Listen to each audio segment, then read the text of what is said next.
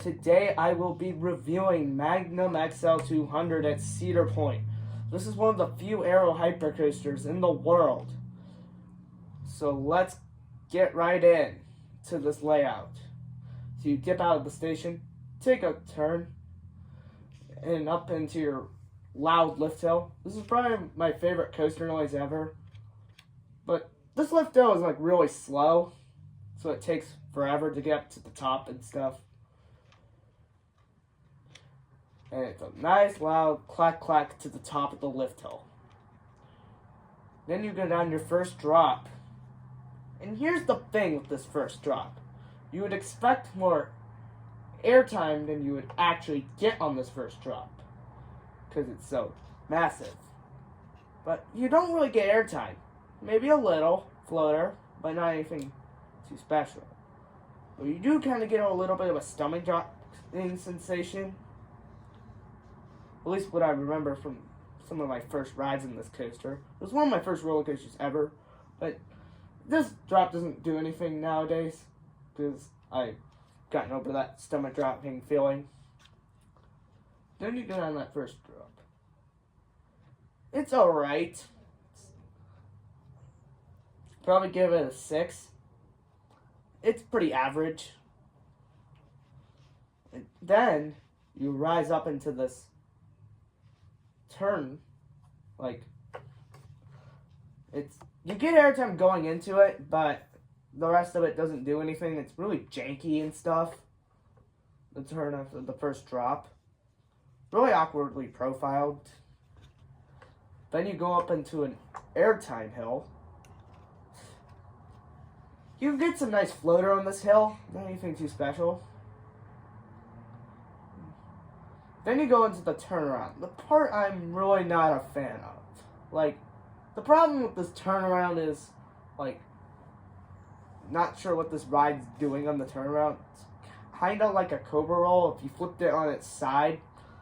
But, my gosh, the profiling on this element is just horrendous. Like, there's trim brakes there, which slows the pacing down.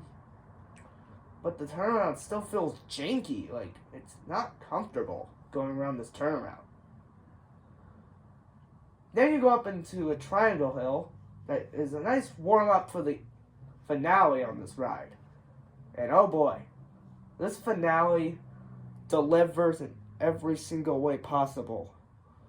Like, you get some pretty crazy ejector airtime at the end.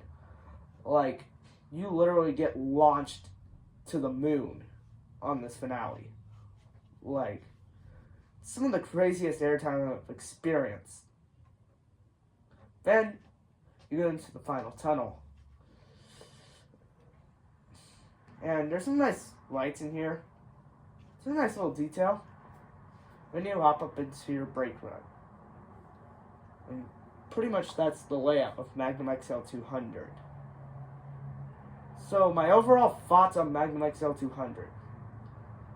This ride is kind of okay in the first half. It's not that great. It's like one of the worst hypercoasters I have ridden. If you're talking about the first half, it is pretty mediocre. Not a fan of the first drop. It's okay. It's not that great. I'm really not a fan of that first drop. And there's a turn on this hill, like, that doesn't do anything. Then there is a hill with some nice floater, but it's not like the finale. Then there's a very bad turnaround.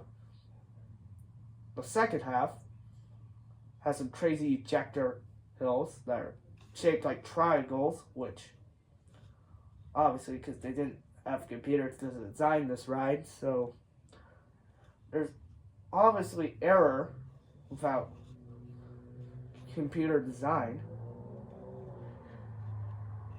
So what would I rate Magnum XL 200? I'll give this aero hypercoaster a 7 out of 10. The second half is great, but the first half is kind of lackluster compared to the second half. And I'm not really a fan of those lap bars and the janky turnaround. And I wish this ride could have a better first drop.